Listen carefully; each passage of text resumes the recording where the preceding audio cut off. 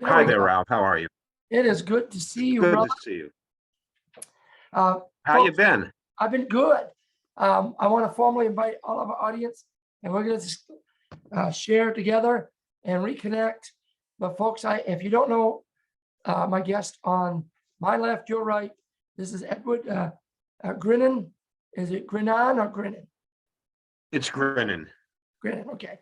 Ed is the editor-in-chief of Guidepost magazine, and if you haven't subscribed yet, you need to do it, because this month's issue is packed full of great stories, including one by HGTV star Aaron Napier, A Down Home Christmas. And Ed's been on at the helm for quite a few years. I've also got a book that he's written. We're going to give away the Promise of Hope tonight to the first person who comments on our interview with you. But this one, terrific. This one I loved, because my bucket list is to have every book that's ever been written about dogs ever, which is a huge undertaking. I barely scratched the surface, both fiction and nonfiction. But I've got Bruce Cameron stuff. He's been on our show. We're trying to get Ted Caruso, who authored Merle's Door, Puka's Promise. We've got your book. We've got a lot of the classics, Red Fern, Where the Red Fern Grows, amazing book. But well, I just want to say that I have a guest with here. Do you? Gracie. Oh, that's Gracie. Gracie. Oh, she's laying on the couch. I love it. And you're calling us. We went for we're up in the Berkshires, and we went for a long hike in the snowy woods this afternoon. So she's happily napping after dinner. Yeah. Which she earned. Sure. She's getting on. How old is she now? Because when she's 7 now, almost she'll be 8 in March. 8 in March. And when you wrote this book about her, Always by My Side, Life Lessons from Millie and All the Dogs We Love. So this was about Millie, not Gracie. This was about her golden predecessor, Millie. Okay. And it was when I wrote that book, when I finished it, the last chapter you'll see is about is coming into Gracie and getting her into our lives. Okay. She's just a wonderful, wonderful dog. And I don't, people who, aren't dog lovers don't understand our craziness. No, they don't. They don't. But bonding with an animal, I find that the premise of Always by My Side is that all my dogs in my life, going back to my boyhood, were brought into my life for a reason. They're not just there for me to feed and take care of. They're there because they were brought there. I think by God. Maybe you could call it fate or the universe, but I believe the Lord puts certain animals in your life to teach you lessons. Yes. And all my dogs taught me lessons. Even my bad dogs taught me lessons. So there's no bad dogs. No, but some dogs are a little more difficult. I They're more challenging than others. I think the same way that you do too, Ed. And we could probably say, in the words of was it Willie Nelson, instead of all the girls I've loved before, all the dogs I've loved before. It's true. Yeah, it's true. Dogs have been a part. They seem to be there at every important, critical, painful, joyous moment of my life. There's always a dog there to share in it in a way that I don't think humans, dogs love so unconditionally. And, you can say it's because they're so dependent on us for their lives, but there's a purity to their love that I only wish I could like that. And I try, and I think that's the love of God that comes through them, because it's unconditional and it's full with no ambiguity at all. Yeah, and maybe we can circle back to that. I had emailed you the possibility of maybe you sharing some more difficult circumstances you've had to go through lately. But since our last chat was so long ago, and maybe not everybody's aware of how you became the editor-in-chief at Guidepost and what your story of faith involved. And it actually took me by surprise when you shared it on the radio back when we were in Maine. My wife and I pastoring there. It's like, wow, I did not know that. What a story. And the fact that from your Promises of Hope, the subtitle is how true stories of hope and inspiration saved my life and how they can transform yours as well. But your story is a spiritual rags to riches. And I say spiritual because it's not about the money or fame. And you know that as well as I do, about how God moved you from off the streets to, maybe you could share a bit about that with our audience tonight. And maybe we'll circle back to how Gracie's helping you now through a difficult time. Yes, and a couple of things I'm working on now, including a new book. But getting to Guidepost, people say to me, boy, when you got the call from Guideposts to come in for an interview to work there long time ago, that must have been the thrill of your life. And I, and I laughed because no, it wasn't. It wasn't the thrill of my life because I'd never heard of Guideposts. In fact, I had no idea how the recruiter got my name or get my resume or my phone number. To this day, I don't know how I was contacted or why. I mean, I think I do know why, but this woman called me up and said, you want to go into this magazine called Guidepost and talk to them? And I said, well, sounds like a travel magazine. So I thought maybe I get some free trips out of it. And if you substitute the word journey for travel, then that's what Guidepost has been for me. When I went into Guidepost, I was in bad shape when I went for that interview. I mean, I would never have hired me. I don't know why they did. But I was a hardcore alcoholic. I had lived on the streets on and off. I hate to say I'm homeless because I could have always gone back to the Midwest and moved back in with my parents at the time. But I was struggling horribly, and I had been sober for a few years, but I was in Europe on a project that I was working on, and I fell off the wagon as I had a slip. I'd been in 12-step. I'd tried to develop a spirituality that I could believe in. But I came back to New York in terrible territory, penniless, in debt, fired from my job, had no prospects, very little hope. And I get this call from these people at a place called Guidepost saying, come on in. So I'd gone back to my 12-step group and recommitted myself to this spiritual path I was struggling to stay on. And my sponsor said, just take a job, any job that you can tolerate for a year while you work on your sobriety and your spirituality. And, then you can move on and do whatever you want. So I figured I'd stay no more than a year at Guideposts. And possibly in the back of my mind, I was thinking, it'll be more like 6 months. I'll use the Xerox machine, work on my resume, use the postage machine. I'll get out of here. I'll go, Condé Nast or New York Times or something, more appropriate for me, I thought. Yeah. And after a year, I realized that I was feeling fulfilled by this job and by the people I was talking to. Guidepost tells true personal stories from people from every walk of life, really.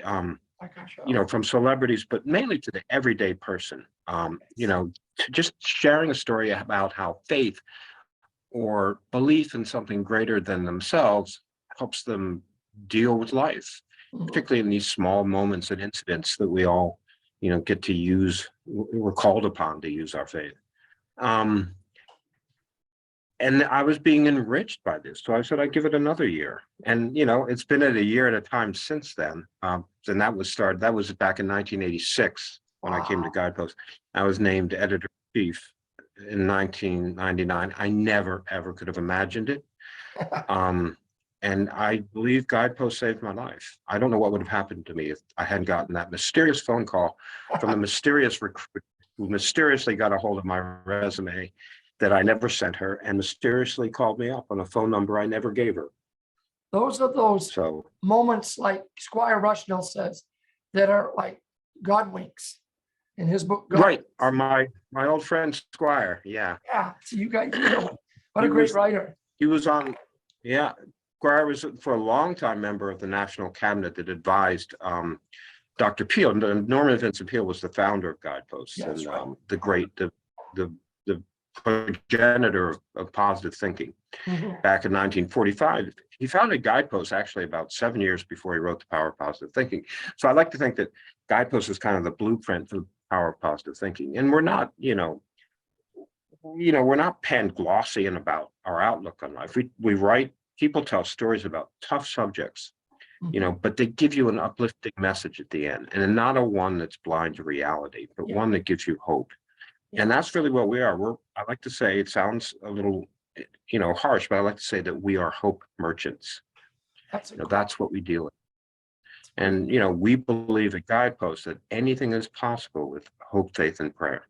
Amen. And that you don't gloss over the difficult parts of life, because as people share their stories, they're sharing their difficulty, but how hope, Mhm. inspiration, and God came through with that particular story. That's amazing. Yeah, yes, Wow. So, yeah. So, how many years does that make then? So you've been at the helm. oh, I can't.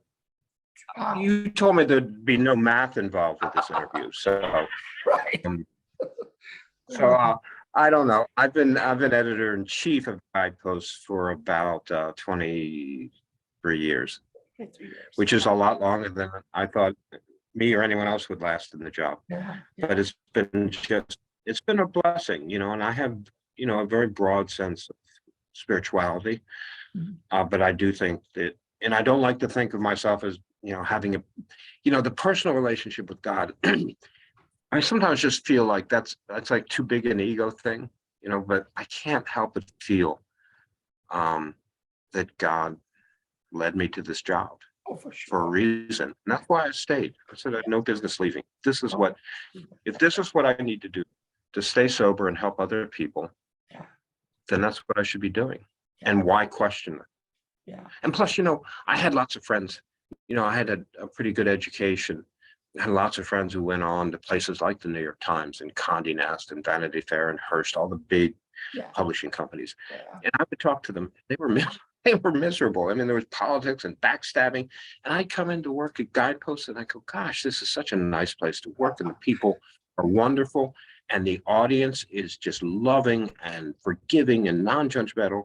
And I have all these friends who are miserable. Why would I aspire to join them when I could be doing this? Yeah. Exactly. And Wow. I mean, I have a thick skull, so it took a while for that to sink in, but So, finally did. yeah. So how is the future, getting through COVID with Guideposts and getting it out there, competing with other publications, maybe of a similar ilk? How's the going? You guys weren't always bi-monthly. Has that been No, subscribers? yeah, we've, like so many magazines, our frequency has been reduced only because of costs. Okay.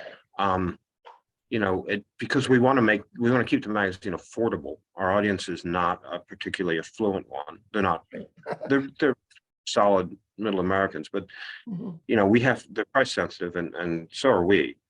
So, you know, we increased the size of the magazine, not the digest size. It's still the little pocketbook size magazine, Yeah. but we've increased the number of pages, but decreased its frequency from 10 months. It was 10 months a year, and we brought it down to 6 months. But then we did some real physical improvements to the magazine as well in terms of Yeah. paper quality Yeah. and binding and a lot of things. The magazine business is very tough to be in right now, Yeah. and we actually Newspaper are more successful than most magazines. Most magazines can't keep their head above water, and we're swimming along okay. But we have to, you know, our growth area, like everybody's growth area, is in digital. Mhm. It's in reaching people on platforms other than print. Print is always going to be a part of it. It's still the foundation of Guideposts. Daily Guideposts or Walking in Grace and Mhm. Guidepost Magazine, our other magazines are still the foundation. And it's how people know it. But it's through digital technology and digital platforms and digital content that we're going to succeed. Yeah. It's an exploratory thing, but you know, we learn more and more every day, and that's all we can hope for at this point. We do have a lot of visitors to our site, and you should visit guidepost.org. Yes. Is a good place to get to know us. We also have a Facebook page under the Guidepost name, Mhm. and on Instagram it's Guidepost Media. Yeah. Cool. I bumped into the Facebook page one day. I happened to be at school on my lunch break, and this lady, African-American lady, attractive young African-American lady, was praying for people online. And I was able to enter into that live stream. It was powerful. I haven't seen that since. So I don't know if it's something you guys are going to bring back, or is it something? Yes, no, we have been doing it, I think, and we've just kind of reshuffled our digital strategy. So how prayer fits into it is yet to be decided, but it's certainly a foundation of the Guidepost mission. Yeah. Prayer is fundamental to what we do is anything. So it's something that will continue. And that you're talking about some of those Facebook sessions with Tian Brown, who's our vice president of ministry. And Tian is terrific. I mean, if you haven't prayed with Tian, she is just wonderful. She's full of the spirit. There was such a great activity. She certainly is. Like texting. I envy that. Yeah. I envy that. Yeah. You get older, sometimes you lose the energy, don't we? I know exactly what you're saying. So we want to circle back to what struggles you maybe have had lately, and maybe this new book you're going to write. You could talk about that. Is it coming out of that? And how has Gracie been aiding and helping you with that? Well, Gracie's been so I'm writing I finished the book, actually. It's right now, it's in its final proofs. Okay. It's called A Journey of it's about, there's a disease that runs in my family, and it's Alzheimer's. It's not the genetic form of Alzheimer's. It's not the classical genetic form of familial Alzheimer's, but it is, for instance, it runs on my mother's side of the family. So my maternal grandfather had it. I remember as a little boy seeing him. I couldn't, I was very small, and didn't understand why he didn't always remember my name, and he didn't always remember which of his kids I belonged to. And what I remember most is when I used to see him, he'd always give me a quarter. That was a big deal. Yeah. He'd pop up, would give me a quarter. And then I noticed that sometimes he'd give me 2 quarters. And then later on, he'd say, "Did I give you a quarter yet?" And of course, being a wily little kid, I said, "No, Grandpa, you hadn't given me a quarter." So I was getting rich off of his dementia. Yeah. Didn't understand, of course, but he had 6 children. He and my grandmother had 6 children, 3 boys, 3 girls. And my mother was the youngest of the girls. All 3 of them died of Alzheimer's, all 3 daughters. And then of the 3 sons, 2 of them died probably too early to show symptoms. The 3rd son, who lived longer, my uncle Paul, showed signs of dementia when he died finally of a stroke.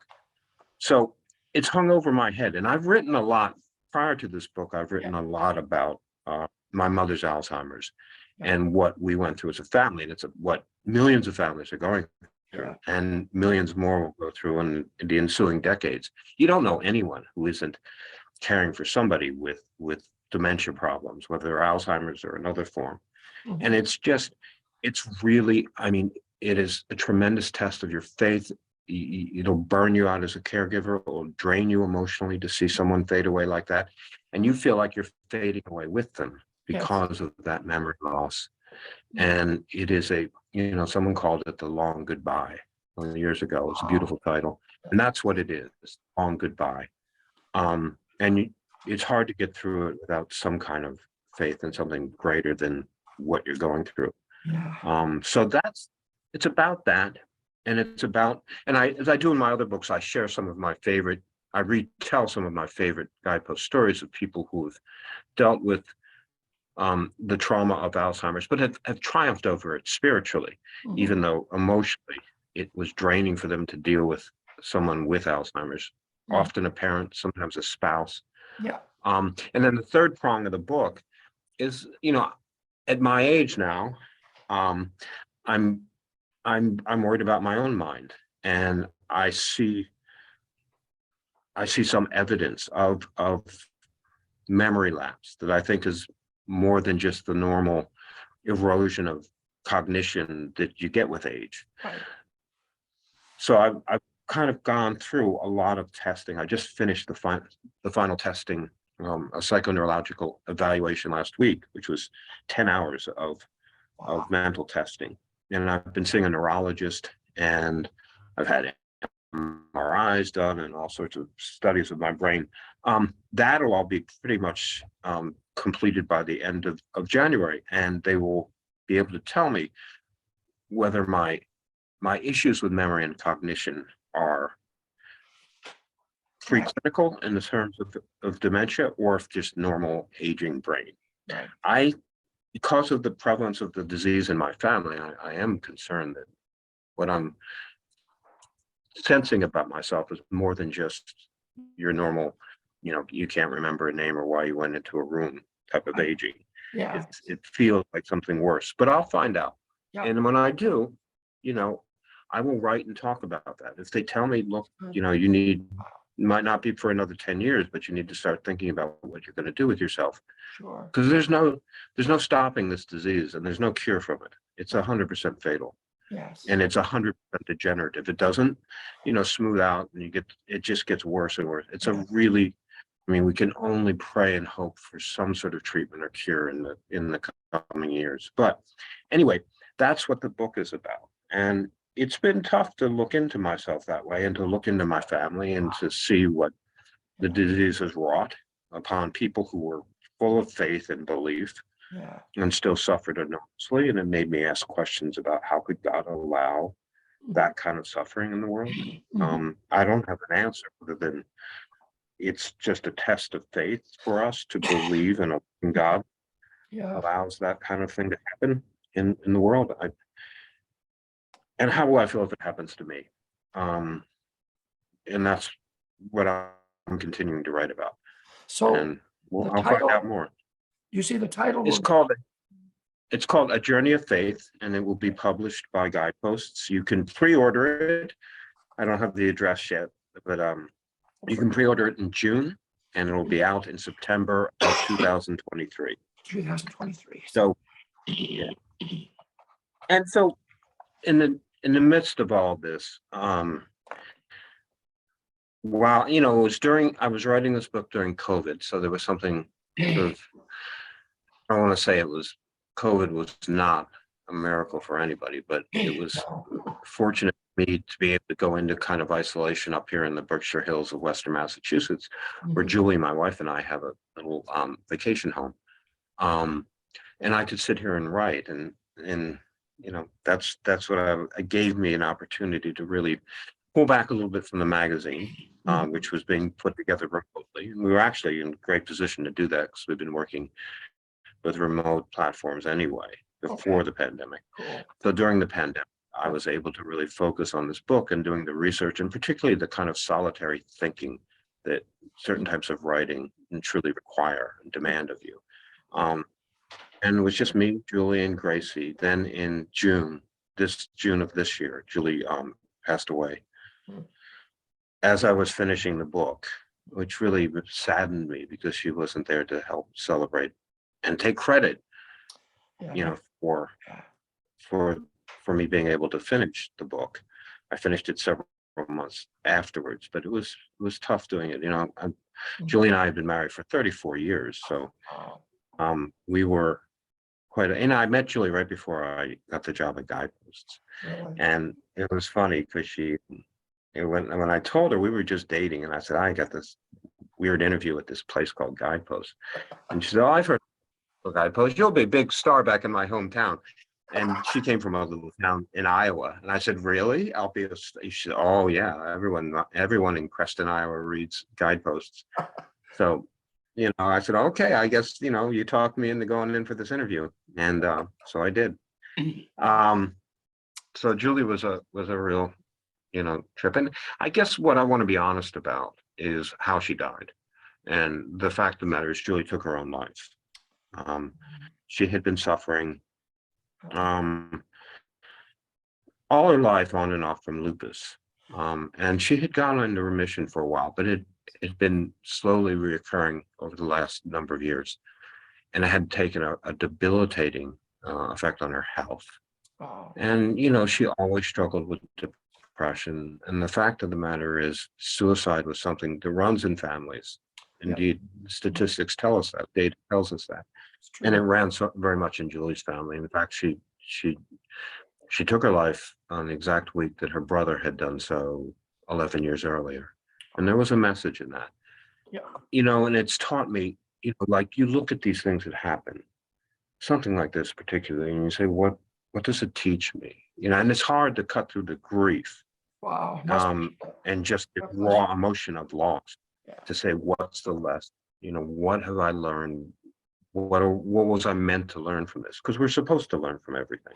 Mhm. And I don't learn much, but and it's taught me not to judge. Yeah. That you cannot, you can be compassionate and empathetic of someone else's suffering, but you'll never really know what that person is going through. Right. And you have to stop. That's the water's edge. You have to stop right there and realize Right. you can only imagine what they're going through, but you can't really experience it, and There's only therefore you one can't that judge can, them. right? And that's, Right. Yeah. God forgives everything. yes. you should. And Yep. it was a choice Julie made. She used to, she made jokes about that all her life, Mhm. about suicide. I mean, she was an entertainer. She was a singer and an actress, and Oh, you wow. know, she had a real dark, outrageous sense of humor. And she always told me, she said, "Look, if I don't want to die an old lady in bed. And I don't want to be a burden to anyone." And I would say, "You're not a burden. You're not going to die," but in her head, these were the things that defined what she felt was a life worth living. And I know a lot of people disagree with the idea of suicide. They see it as anathema. And I might have said that at one time, but I don't anymore, because I just think you just can't get into somebody else's head. Right. And Julie was a good person. She wasn't a bad person at all, but she had gotten to the point, she just felt that life had become too painful. Right. And when we are in pain, we try to end the pain. I mean, I think that's why people kill themselves. It's not to do it as revenge or to get attention or anything else. Yeah. It's because they want to stop a certain pain that is getting worse than they can't control. Yeah. So It's well I've said. tried to deal with that this year. I've tried to, grief is such a funny thing. It's first of all, it's universal. When we think about how, you think about the difference between races, or you think about the difference between cultures and how people are so different. And, Mhm. if you look at an Inuit mother crying for a sick child, and you look at a mother in the Kalahari crying for a sick child, they cry the same way. Yes. It's the same pain. It's, we're unified in many things. Love is one of them, and grief is another. We all grieve. Yeah. And grief is a way to honor the person who's passed on. It's a way to honor their absence from this world. And Yes. it's a currency. Grief is. It's the payment. It's the price we pay for love. And the deeper our love, the deeper the grief. Yeah. So But there's also grief can be a very solitary. It can be a solipsistic experience. It can be, what I found out, that grief can be really selfish. And I'm saying that for myself. And I don't want anyone to be offended who is in grief right now and doesn't want to. Yeah. But for me, because the pain is about you. It's not about the person who has gone on to something probably much, much better. But you're grieving your own sense of loss. So really, grief can become a very inward thing. And I'm struggling against that now. So I do not want it to be about my feeling of loss. The grief should be a way for me to honor the loss of a woman I loved for so long. But it can't just hover around me like a hood, like a shroud. So I'm kind of pushing myself out of that hole, and realize that grief is something you go through, but it can't consume you, and it can't be about you and how bad you feel. And that's, so many of us, it's all about our sense of loss, Right. not the other person's absence. Yeah. So Or they're all intertwined. you must have a support system, obviously the Lord, and as you're praying and talking to God, a faith family, your work at Guidepost, trying to help you through this. Know that my wife and I will be praying for you. Continue to pray. My work, right? You are out. You hit it right on the head. My work kept me focused and on track, and I have friends and colleagues, and sometimes they're the same. I don't think you can, as individualistic or as solipsistic as grief is, you can't go through it alone. I mean, it'll kill you if you try to do it by yourself. Yeah. I mean, anybody right now out there who's listening to this, who's grieving, don't try to do it by yourself. That's right. And it's amazing. There aren't too many people who will turn their back on you. I mean, because we all understand grief. We've all had it from the time we were little kids. It's one of the first things we learn in life is how do you mourn the dead? Yeah. And you have to reach out Yeah. to anybody, strangers, anybody. Just talk it through. Yeah. And don't be afraid. It was very hard.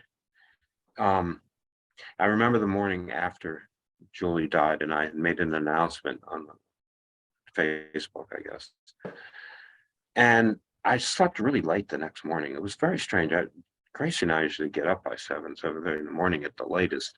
I slept all the way through to 11:15, and I woke up with a start. And there was I looked on my phone, and there were a bunch of news outlets reporting on my wife's death, on Julie's death.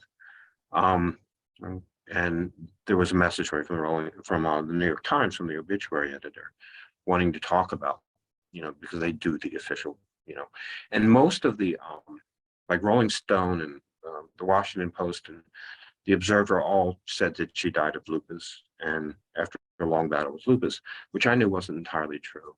So I called the editor at the New York Times back and said, well, we talked about, Julie's background, all the information they wanted for the obituary in the Times. And they said, well, do you want to give the cause of death? I understand she had lupus. And I said, well, she did. And she had other problems with depression and some drug problems and alcohol, which was mostly in the past. But then I said, she took her life. She committed suicide. And, I thought I should be honest about that. And the editor said, we don't have to publish that. You don't have to give a cause of death. Nicely. Yeah. Yeah. And I said, I know, but, I'd rather not say she died of something she didn't actually die of, like lupus, which was an underlying cause of her suffering. Sure.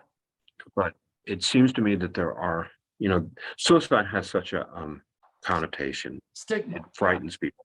Yeah. I've learned that from when people ask me how Julie died. If I feel comfortable, I'll tell them how. And the reactions are different. I mean, it's not the same thing as saying someone died of a disease or someone died in their sleep. When you say someone took their life, there isn't a person I've met who isn't taken aback. So, but it seems to me that stigma is really tough on the survivors, the families. Yes. And I felt why hide it? Exactly. So in the Times obit, I let them say that was the cause of death. I was surprised at how compassionate people really were on that. And the other thing was, Julie was always irate. Her brother, as I said earlier, took his life. And he had suffered from alcoholism and all sorts of things.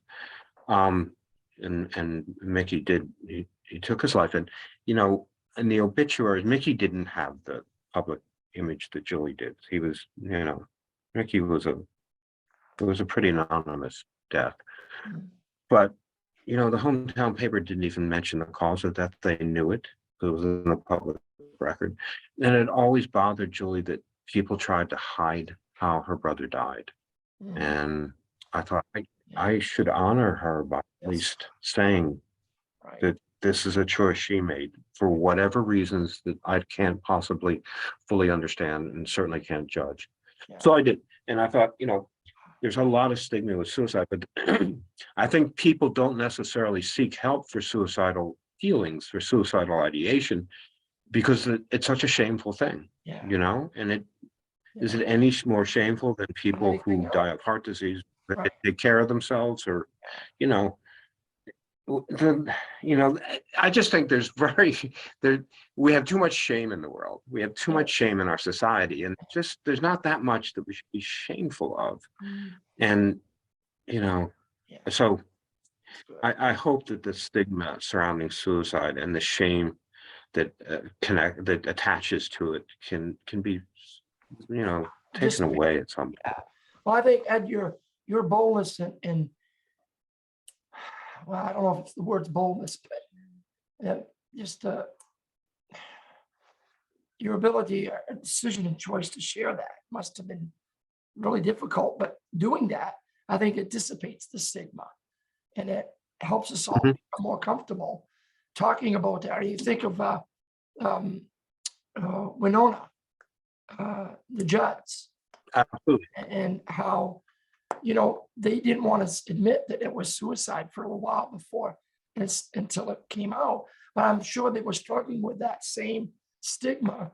But the more we talk Mhm. about it, the less shameful obviously there are some things to be shameful about, shame because of You're right. we make choices that aren't good, as you mentioned about your own life. Cruelty is the Yeah, one thing I think we should be shameful about. yeah, I thought, I'm glad you brought up Winona because that's exactly who I was thinking about when I talked to that New York Times editor, thinking, mhm, there had been like several days of speculation about her demise yeah, and how unfair that all was. Just say it, it's like ripping the Band-Aid off. This is how the person died, and it was a chosen way. And yeah. So, we can only love and honor them, in Right. their absence, in their death. yeah, wow. And it shouldn't speak for the whole body of work of their life, No, that one no, act, no, so. no. Well, let's circle back to, and I hope I'm not rushing this because this is so beautiful. Just sharing your heart. No, no. Wow, I say this just a few interviews, but not many. This has been a wonderful time with you tonight. And I apologize for my voice, but I did not want to kill. What's going on with you? Do you have a cold? We have something going on in the area. I don't know if it's a flu bug, but it's not COVID again, thank God. Yes. Some have Thank got God for that. the lesser form of it, but Where are you now? we're in Michigan and you have roots in Michigan. You're in right? Michigan, Yeah, my home state. My yeah. home state. We're in Michigan. Southwest near the lake. We're between Battle Creek and Kalamazoo right now. Oh yeah, I know those areas quite well. Quite well. I grew up in Birmingham outside Detroit, and then I lived in Ann Arbor for a while. Oh, right. And I worked on, as a young man, I worked on the Great Lakes on the big ore boats Oh, cool. as a deckhand. Yeah. Yeah, so I know the lake Yeah. well. So, It oh was yeah, hard I for miss me. Michigan.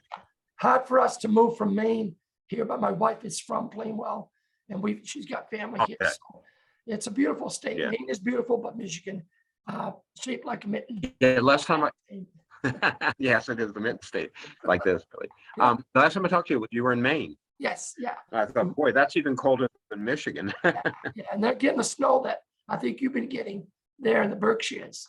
So, Yeah. Yeah. We got 9 inches the other day. Unbelievable. Wow. Isn't that amazing? Yeah, it is. Yeah. I went to Berkshire Christian College back in '82, which is, Oh, really? situated, now it's a resort, but it was situated above Tanglewood Theater, and the Lenox area is so beautiful. Thoreau, Hawthorne, Rockwell, Right. not to mention Moby Dick author Melville, and all those Right. cultural areas. So no wonder you Right. have It is. It's where horrendous Melville views. and Hawthorne met. Yeah, They met on Monument Mountain, right outside, not far, about 5 miles from where I live. incredible. This has been a blessing for me Yeah. to have this. I mean, we retreated here from New York City Okay. in that terrifying spring, a late winter of 2020. And we came out. Julie had been living up here a lot anyway, and I'd been going back. And then we retreated here to get away from what was going on in the city, where the bodies were literally piling up. Crazy. The Wow. hospitals were overwhelmed. I will never forget. I mean, it's as imprinted on my mind as 9/11 or Oh, Superstorm Sandy, the various New York Yeah. experiences I've gone through since coming there from the Midwest. yeah. But it was a godsend that we had this place. It was so peaceful Praise God. and it clean and isolated. And Gracie, of course, loves it. Yeah. We still go back to the city. We go back and forth. She needs, oh, here she comes. She's So yeah, probably wants us. how But has she she been with all this, losing Julie, and has she been a healer to you through all? yes, Yeah. she's been an incredible healer. It's She rhetorical. gets me out in the woods. She gets me out in the trails and the woods and the mountains and the hills every day, which has been so good for me. Since I don't have a gym to go to anymore.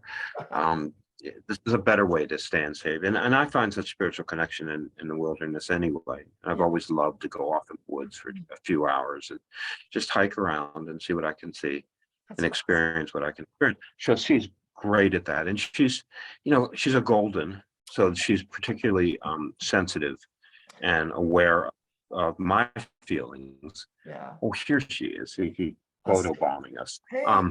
But I couldn't have gotten through it without her. Yeah. Wow. I really couldn't. And Julie knew that.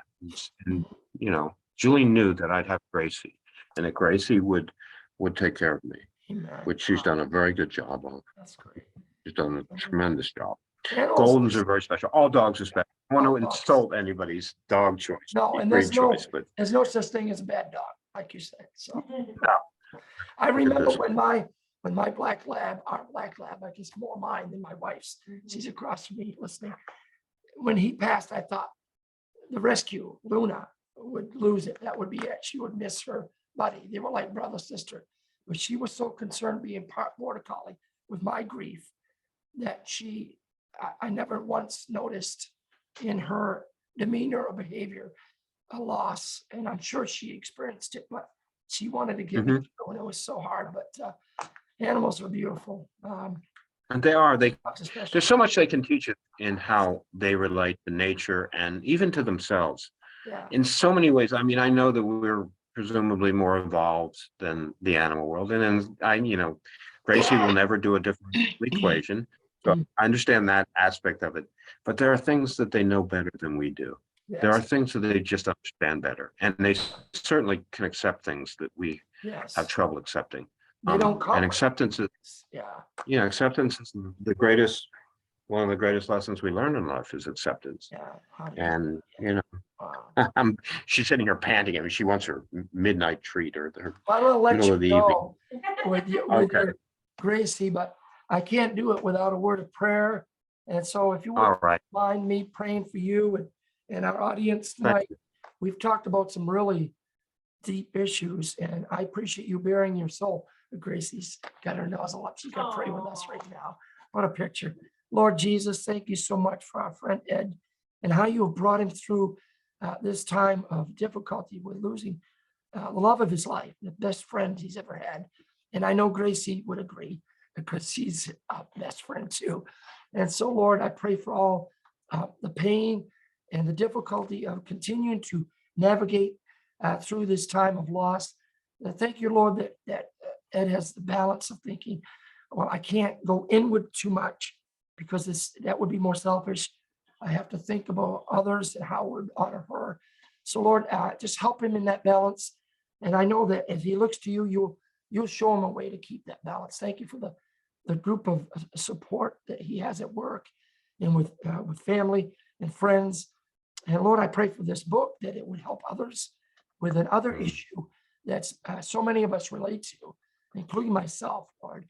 My mother having Alzheimer's and the deep stages of that. And I pray that as Ed himself goes through this and finding out about his own mind and brain, that as he bears his soul as he has tonight, that you would honor that and bless that and let others be helped through that, Lord. That's all we want, is for our lives to be a blessing to others as we share them openly and honestly. And sometimes that's not easy.